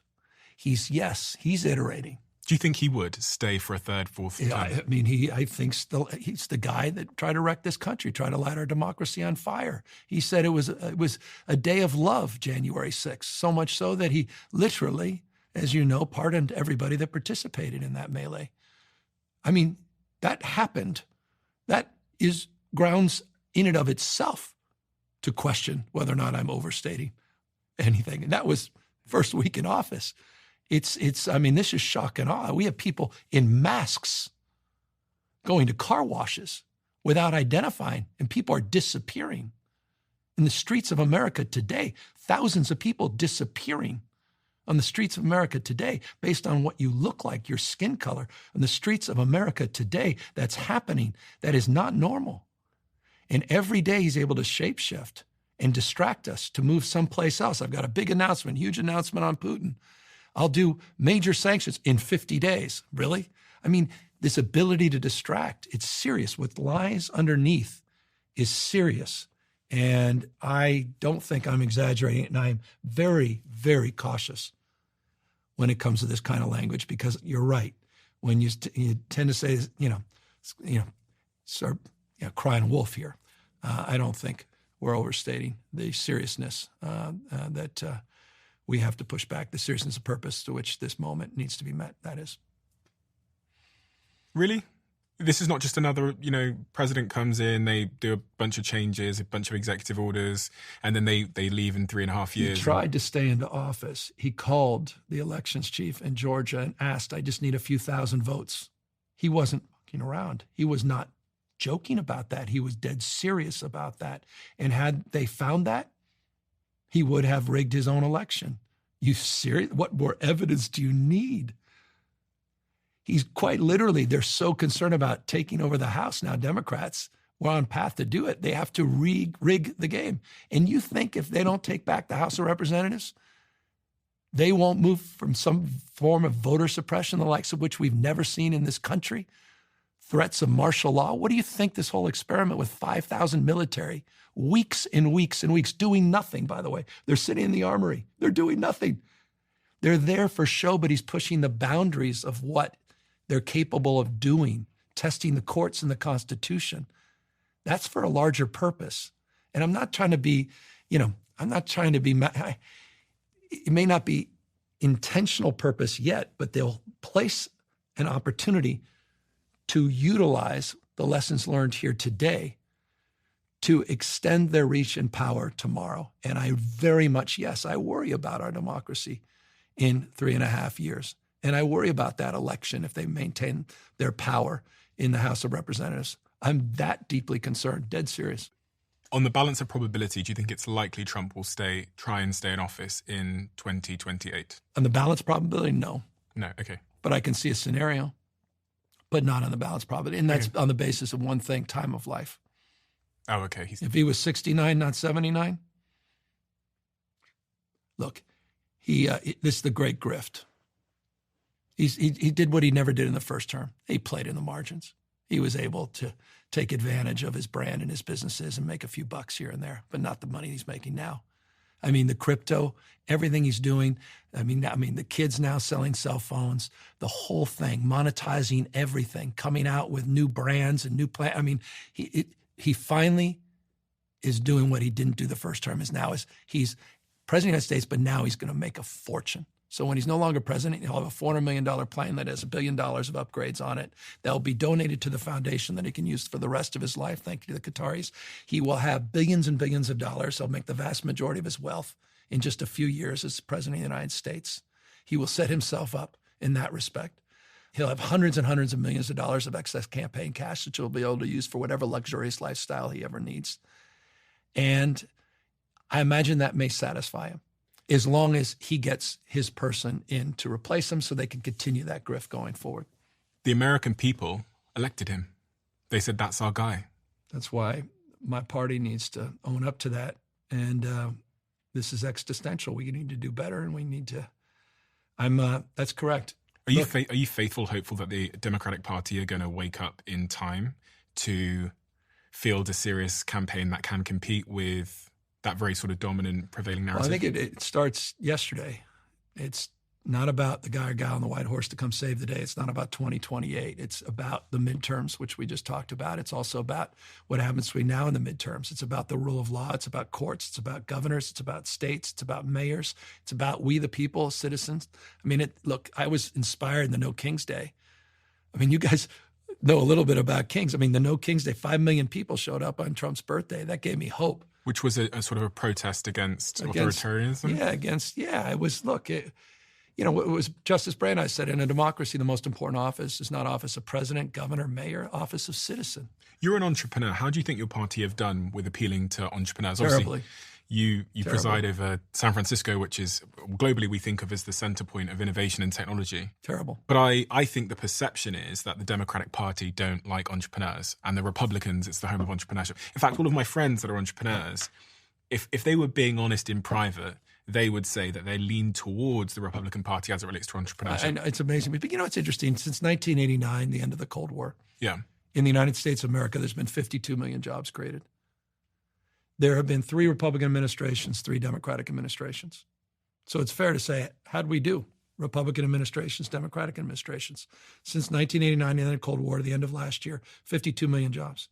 And you'd say, well, it's maybe 50-50, maybe Republicans on the basis of your entrepreneur friends. Republicans probably did 60% of those jobs were created. Well, 50 of the 52 million were created under Democratic administrations. 1.9 million jobs created during Republican administrations. You look at the last 3 Republican presidents, they have one thing in common: recessions. During the last administration under Joe Biden, created 16.6 million jobs. And I know a lot of those were COVID jobs, but he blew past that after 18 months. He created 8 times more jobs in the last 3 Republican administrations combined. But this economy does better. Job creation thrives during Democratic administration, but perception is exactly what you said. Yes. So you gave me the logic. I know. But the brain isn't orientated towards logic. It's narrative. Where's the economy in this country? Why are we the 4th largest economy in the world? We have 4 of the top 7 market cap companies in the world. NVIDIA just came with $4 trillion market cap. We dominate 32 of the top 50 AI companies are right here in California. We dominate in every key industry. We're the biggest manufacturing state. We dominate, name an industry, California dominates. So why are entrepreneurs Big so pissed blue off? State. Why are entrepreneurs in your state pissed off? 71% of the GDP in this country are blue metro counties. Elon left. He went to Texas. He left and came right back. Where's Grok? Where's his R&D headquarters, world headquarters? Where are the vast majority of his jobs for SpaceX and Tesla? He did that because he wanted to make a buck so he can avoid capital gains and avoid income tax as he cashes out on 20 years of largesse by the taxpayers in California that created a regulatory environment that created the industry because of our vehicle emission standards and subsidized that industry with billions and billions of dollars of taxpayer money to make Elon rich. And then he turned his back so he didn't have to pay capital gains. Do you know what I think? And by the way, he's Objective. back. All his AI. Where's all his AI? It's in California. Where are all of his research and development folks? All in California. Everything you said might be true, and I don't know the details of it, so I can't comment on that. But again, perception. I know. Come back to perception. I agree. When over in the UK, when I watch the Democratic Party attacking these really successful individuals, I hate that. and Biden attacking Elon Musk. Look, I'm not going to go into the details of Elon Musk's and his imperfections. and Elon's other things. unique in that Elon's, respect. right? So He we all makes get it easy to attack. Both parties are doing But that. let's just try and hit this point, which is the Democratic Party tend to be the ones who are criticizing the world's most successful people. I agree. And saying that they're this and this, and never pausing to say, actually, they did something good as well. And it's the lack of nuance for me where I go, I can't trust that these people are just pure evil. I can't trust that they're just pure evil and only bad things, which is all I hear. Yeah. But on the right side, you might hear the opposite. Where is the nuance here? Like, can you say something positive about Elon Musk? There's been no bigger champion of Elon Musk for 20 years than I have. I've been his biggest supporter. In fact, I have one of the first Teslas right off the factory floor. I've been his biggest promoter and supporter for decades and decades. So I've said that over and over again. It all tends to be negative about these entrepreneurs. You know, you can understand from like left politics around the world does seem to have a certain disdain for successful entrepreneurs. So let's talk about that. It is the worst part of my party. I can't stand it. I do not begrudge other people's success. I'm inspired by it. I admire it. We opened this conversation up, all these heroes of mine. Like Richard Branson's a hero of mine. I love his success. I love his audacity. I love his ability to compete. I love his ability to promote, create jobs, opportunity, wealth. I think it is a big problem in the Democratic Party. And we do not do enough to make this fundamental point, that you cannot be pro-job and anti-business, period. And we need to say that, and we need to demonstrate that. Look, it drove me crazy. Half my friends were up there, like maybe not even half, a lot more than half, were up there with Donald Trump when he got sworn in. And the symbolism of that was he's got the back, and they have his back, of entrepreneurs and dream makers in this country. Yeah. And I thought, Jesus, just that alone, where the hell was my party? Why are we making a case for entrepreneurs and business leaders? Do you respect Elon? I've long respected him, but he's changed in the last 7-8 years. He just has. And I say that with so many mutual friends, universally saying that. In fact, I was one of the last to come around. I'm like, no, he's all right. Even after he left, quote unquote, Tesla left, which they never did. They didn't change. They didn't move a job. They just changed the corporate headquarters. He came back a few months later. You can go online and you can see a press conference I had when he moved his world R&D headquarters back to California. And I praised Elon. And that wasn't that long ago. That was after, quote unquote, he left the state of California. But he's different now. Something's changed. And now, of course, that's been exposed across the spectrum. It's not just from a prism of left and right. But I've long admired him. He created this entire market. And he's 100% right about this big, beautiful bill. He's 100% right that we're doubling down on stupid and we're investing in the past as the rest of the world is leaping forward. China's going to clean our clock as it relates to electric vehicles. They're going to clean our clock in terms of the future and dominate it because of some of what Donald Trump has just done and rolling back progress that was made over the last decade or so, particularly as it relates to what just occurred with the IRA and notably with the infrastructure bill that the President of the United States, previous president, passed. So I agree with him on a lot of things, but some character issues that I question. I use his name, I guess, because he's now so influential in this country, but he's also like a figurehead of like a certain, of entrepreneurship and innovation. So and now he owns X as well. So the platform's so big. Yeah. If you are ever to become president, what's your attitude going to be towards entrepreneurs like him? And how is that different to the Democratic Celebrate, revere their entrepreneurialism. We celebrate them. We celebrate their contributions. Again, the idea that our party is branded by begrudging other people's success, it's devastating to the aspirations of what it means. So much of what it means to be an American, California is the dream. It's attached to this notion of social mobility, that there's a limitlessness in terms of being and doing anything. And so my job as governor And my job in any position would be to create the conditions where people feel included, feel seen, where they can live their lives back, what I said earlier, out loud, and we create the conditions where their success becomes inevitable or irresistible. And I think a lot of what leadership is climate control, not in the sustainable sense, and it's no longer command and control. What I'm concerned about now is the command and control of crony capitalism coming back into the United States of America because of Donald Trump. You got to kiss the ring. You don't kiss the ring, it's going to be punitive. You want an exemption on the tariffs, just make a call, or rather, better yet, make a contribution. Maybe you make a contribution indirectly by buying some crypto, and that contribution then gets the benefit. Maybe you make a deal overseas on weapons, and we'll take care of the golf course. Maybe we'll take care of the new 2 towers for the family. That's what's happened under Trump in just 6 months. To a degree, never. It's unimaginable in the United States to see it at this scale, in this level, and that's, to me, not free enterprise. I've just invested millions into this and become a co-owner of the company. It's a company called Ketone IQ, and the story is quite interesting. I started talking about ketosis on this podcast and the fact that I'm very low carb, very, very low sugar, and my body produces ketones, which have made me incredibly focused, have improved my endurance, have improved my mood, and have made me more capable at doing what I do here. And because I was talking about it on the podcast, a couple of weeks later, these showed up on my desk in my HQ in London, these little shots. And oh my God, the impact this had on my ability to articulate myself, on my focus, on my workouts, on my mood, on stopping me crashing throughout the day was so profound that I reached out to the founders of the company, and now I'm a co-owner of this business. I highly, highly recommend you look into this. I highly recommend you look at the science behind the product. If you want to try it for yourself, visit ketone.com/Stephen for 30% off your subscription order, and you'll also get a free gift with your second shipment. That's ketone.com/Stephen. And I'm so honored that once again a company I own can sponsor my podcast. Is the world safer now under Trump than it was under Biden? There's nuance to that. I don't think it's a binary, but safe. I mean, I think in terms of war and the probability of a World War III, are we in I think it's more unpredictable than it's been. I worry about nuclear proliferation. I worry about AI.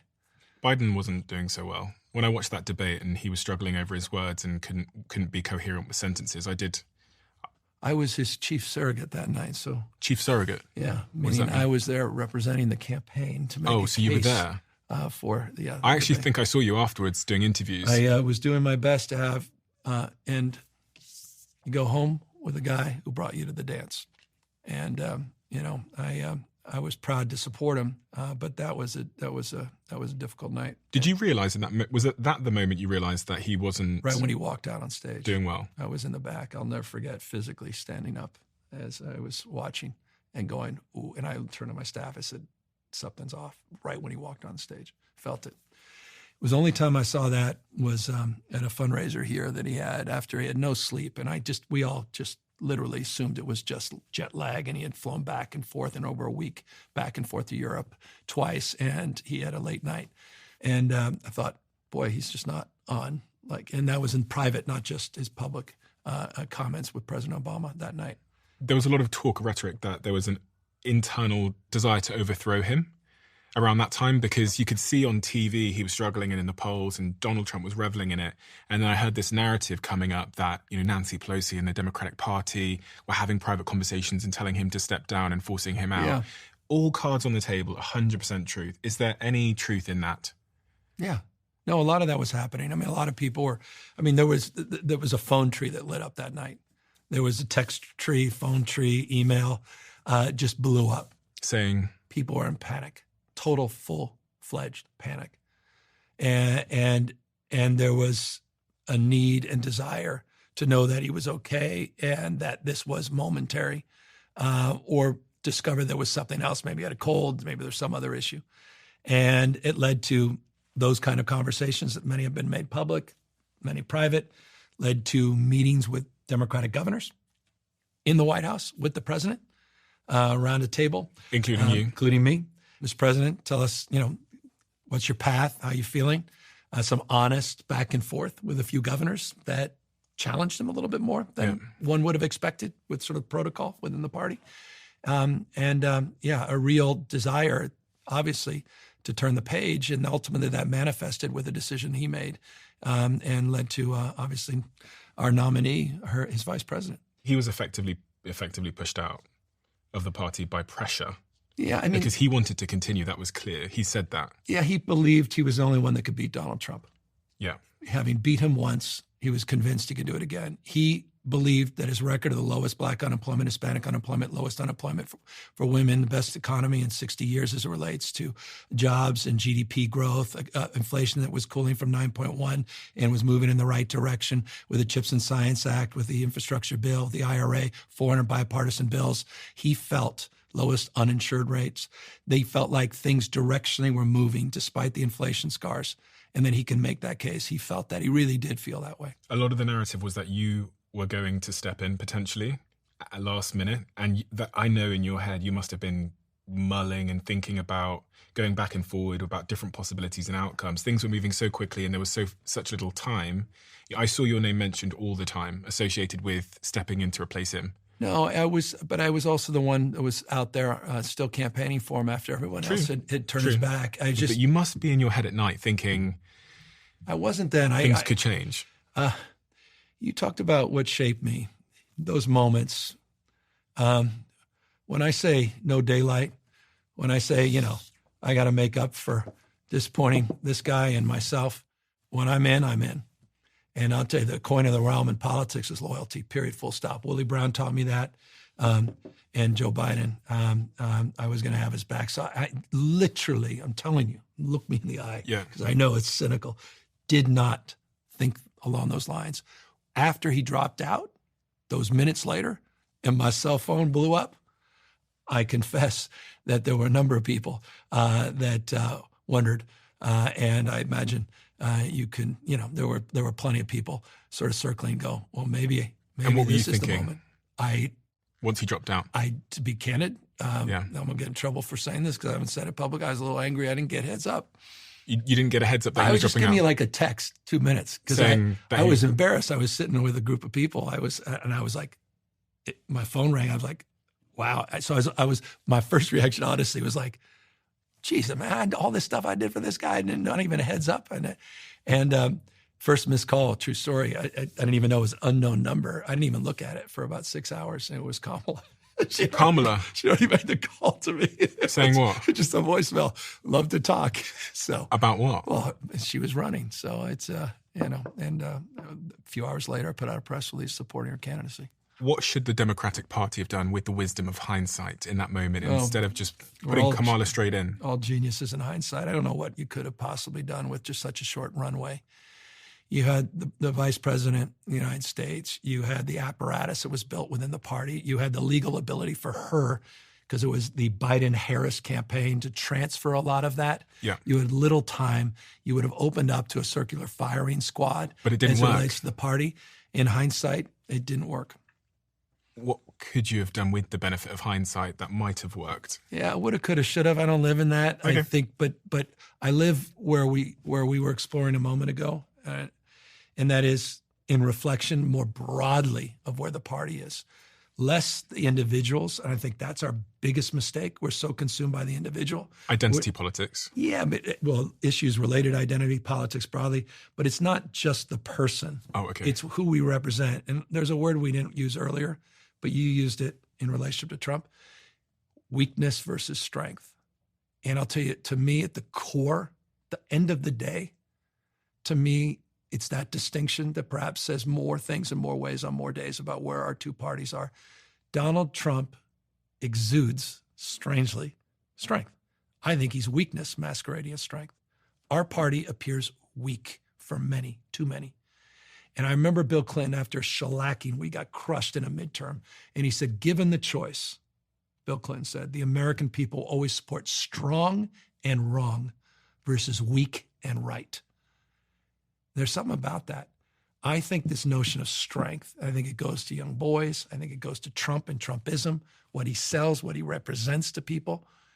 I think in that distinction maybe is a pathway for our party. And my last question before I get to the book, which is the question left by our last guest, is there's a high probability, which you know, I'm aware of, that I'm sat with the future president of the United States. There's a probability, you know, even if it's a 1% probability, it's an extraordinary opportunity to I'll ask give these you questions. 1%. Yeah, even if it's a 1%, but I looked at the odds before I walked out, so I know it's higher. Under you, if I took that Men in Black little pen thing that erases memory, and I erase my memory of the Democratic Party, and I erase the memory of the Democratic Party for all of my audience watching, and you have a clean slate to redefine that party, and we don't remember or we don't reflect on the past, and that party is coming up in 2028 against the Republican MAGA-centric party, maybe led by J.D. Vance. What is that proposition? I'm a young man, but not just for young men, for everybody. What is the proposition you're putting forward? What does it sound like? And I don't want any of the political stuff. No. What does it sound like? Look, and you can appreciate, I hope, that I don't have the kind of answer that's worthy of that question, because it's a spectacular question. Yeah, and it's fundamentally the question that needs to be answered by whoever is running for president of the United States, and it needs to be done so congruently. It can't be, to your point, bullshit. It can't be a poll-tested focus group, bunch of words and pablum. What does your heart say? You have to feel it.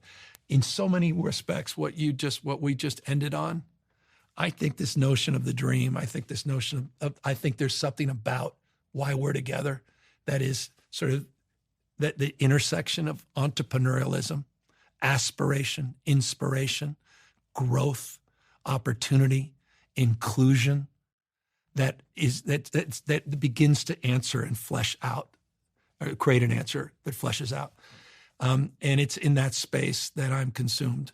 I'm consumed by contribution and service, this notion of service, communitarianism, this notion that we're all better off, I think public service should be a requirement, national service.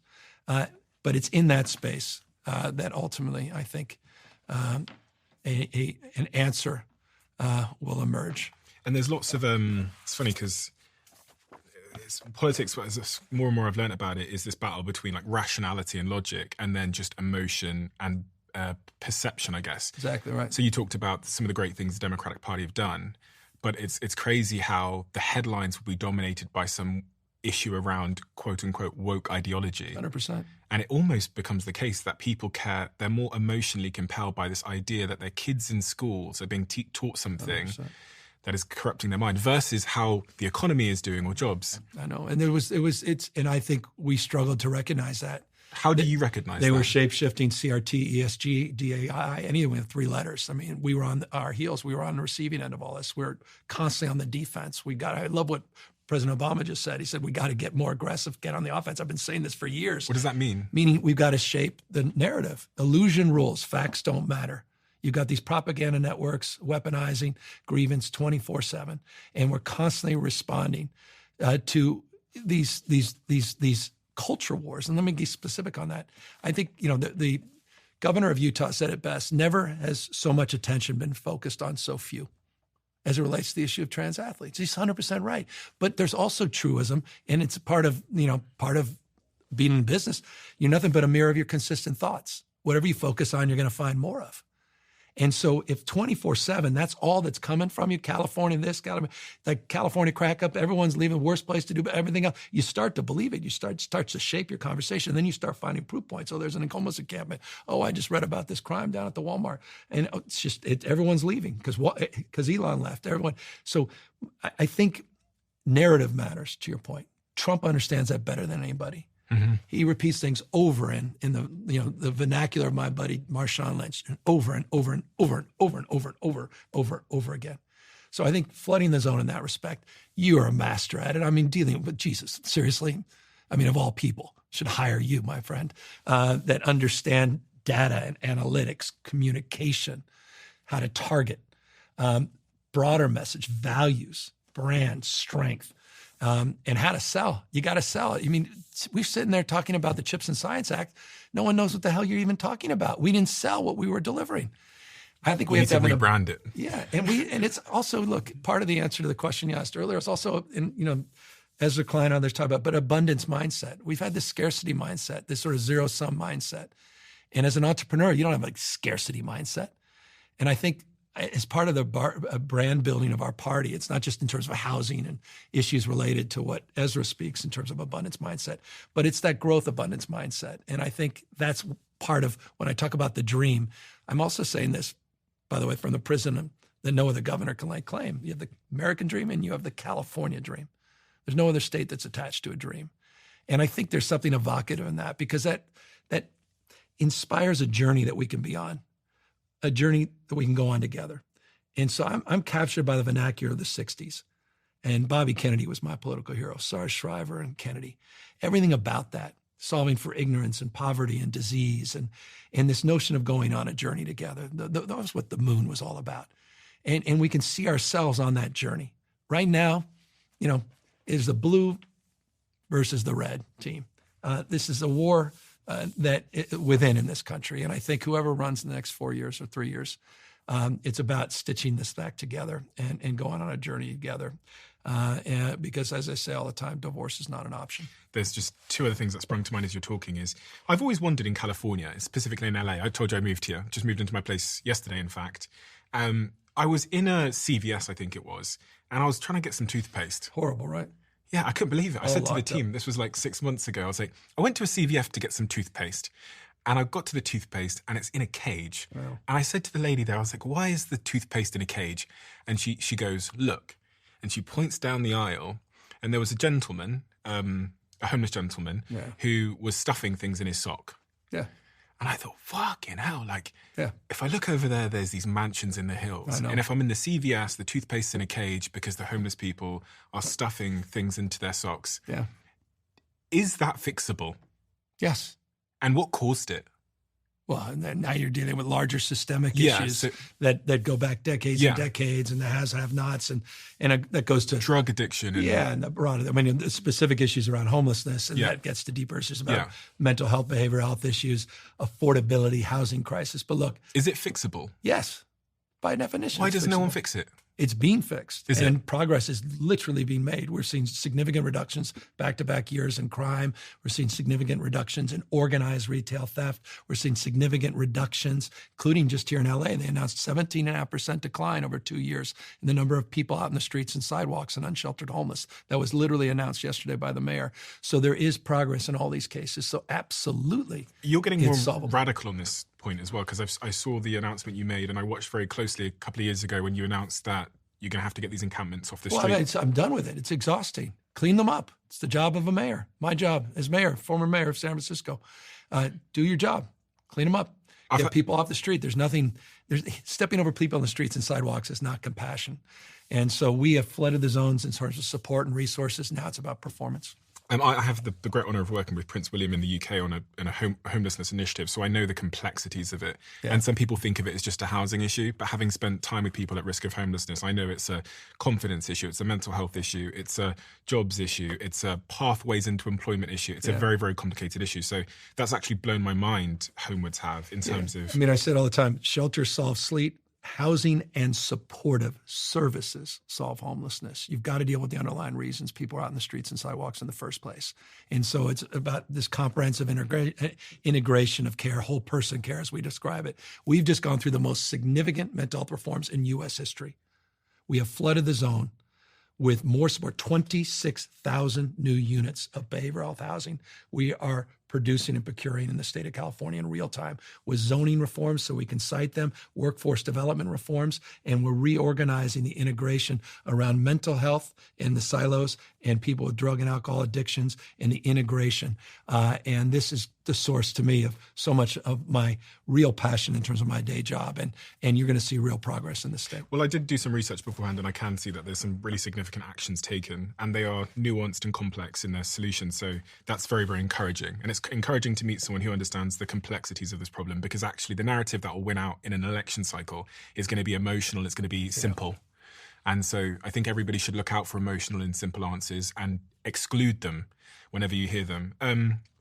Last question before I ask you this one is all the headlines at the moment are about Jeffrey Epstein. And the way that that's been handled really is the thing that I find so fascinating, because on the way into the presidential office and into those big roles, there were certain promises made about the Epstein files and it would be released. And if you vote for me, then I will release these files. And now there's nothing to see. Yeah. What happened there? Well, they lied. They lied to you then, or they're lying to you now, period. Someone lied about this. They dangled this in order to get votes. And they lied to people. They used people. And someone needs to be held to account. And look, I could be cynical about it. I could be very political about it and say it's interesting when we brought up Elon, when Elon Musk tweets something out saying Trump's on the list, and a few days later, there is no list. You can be cynical about that. It leads to some open-ended questions. What would you have done if you were Trump in that situation? So say that you'd been elected and the public are demanding to see this list. What would you have done? Well, one thing is obvious. I know Pam Bondi well, the Attorney General. We've known each other over the years. She doesn't move without Trump. If she's fired, she's the fall person because there's no question she was directed by Trump to say what she said. She would not have, period, full stop, done something independent of the president on the Epstein files. So Trump is the person that's... So one has to acknowledge that. So then it begs additional questions. Why was she told not to release the files unless, A, there's no files, and they made it up the entire damn time, just like they made up Obama's birth certificate, just like they make up most things, most days, my humble position. I think that's very plausible. It could be very simple. It could be as simple as that. They started the conspiracy and now... They fucked it up. They started, they're covering their ass, and they're just like, shit, we got caught. We use this, we sort of squeezed this out. We got everything we needed. We're in power. Or it's more insidious than that. And look, the one thing is just not even, it's just simple truth. Epstein and Trump were close. They were. It wasn't just a few photographs. They were close. That's a fact. Sorry, Donald. Just a fact. So, look, I get why this outrages folks. I think it's interesting. It's outraged some of the core base. I enjoy the hell out of it. I spoke, that was my private voice out loud as a Democrat. And and I hope our party gins this up much more, as they would. If you get into office, people are going to say, release the list. I mean, if there's... They're going to say... I will commit to release the list or what? Yeah. Unless there's some national security secret here or something. And I know that leads to speculation about Mossad and other speculation about, was he on the foreign intelligence list? And is there real implications to our national security? Why did he make all his money? I mean, I've got enough problems with homelessness and housing in California to worry about Jeffrey Epstein. But hey, they created this mess. Now they got to clean it up. Governor, we have a closing tradition on this podcast where the last guest leaves a question for the next guest, not knowing who they're leaving it for. Ooh, good. And the question left for you is... What is it? Have you received a sign from beyond? A sign? That's good. In the spirit of Epstein and sort of conspiracies, I immediately go to... look, I don't know about that, but I there's a spiritual aspect to me, meaning I'm a person of faith. I grew up in the church, went to a Jesuit university, quote the Bible often, many parts, one body. So I feel that connection to something bigger than myself, if for no other reason than I'm desperate for it. The person who wrote the question, I'll tell you, give you a little bit of a clue. They're referring to a late loved one that passed away. More specific? Yeah. Fascinating. You feel people's presence when you hear a song. You feel people's presence when you during season of the year. And, I will say, all right, I will say, you've got me. This was uncanny. My father passed away in his house in San Francisco. I came after, in this case, and there was no assisted suicide, but I came right after and visited him. Right outside the window was a peregrine falcon. Can't make this up. My father was passionate about peregrine falcons. I've never seen a peregrine. I grew up in San Francisco in my life. It was a peregrine falcon right on the balcony, right after his death. My sister and I looked at each other and said, you can't, that was the sign. True story. There's my answer. Thank you. Thank you so much. I'm really encouraged by the example you're setting for so many reasons. One of the biggest reasons that I'm super encouraged by the example you're setting is because you're doing what I've wished for so long, so many people in your position, in your political position would do, which is to speak to the other side, but also to get out there and to have conversations like this in this new medium of podcasting that is unfiltered, uncensored, and is long form. And I always longed to see that from the Democratic Party, but they've hidden behind PR and sanitized messaging for so long, and you're bucking the trend. I was so happy when you sat down with Charlie Kirk, because those are the conversations I want to see. And actually, you being in the same room made me both realize that there's a lot you have in common, and also allowed me to compare the fundamental differences in person. But also, it's so wonderful to get to know you as a man and where you come from. Yeah, I appreciate it. Because now I understand. I understand your motivations. Yeah. I understand the decisions that I think you'd make, going forward as president. And it feels like a great honor for you to have given me this time. But also, as I said, for your team not to tell me you can't talk about this, you can't talk about that, and just to let me talk about whatever I wanted to talk about. So thank you so much. And thank you for having me in your home state now of California. I guess I'm a kind of a half semi-resident or something. And I'm going to be watching with much curiosity to see how it plays out, and you present a new vision for America. I highly recommend everybody goes and checks out your podcast as well. I'm going to link it on the screen and below. This is Gavin Newsom, where you do exactly that. You sit with people and have these conversations that are so unfortunately rare with people you often disagree with. It's a fantastic show, and it always has me absolutely hooked. And your book here as well I'm going to recommend, because it really shaped how I think about your philosophy. It's called Citizenville, How to Take the Town Square Digital and Reinvent Government, which talks a lot about social media and the role it plays. Thank you so much, Gavin. It's been an honor. My honor. Thank you so much. Really grateful. Thank you so much for the time. Appreciate it. Just give me 30 seconds of your time. Two things I wanted to say. The first thing is a huge thank you for listening and tuning into the show week after week. It means the world to all of us, and this really is a dream that we absolutely never had and couldn't have imagined getting to this place. But secondly, it's a dream where we feel like we're only just getting started.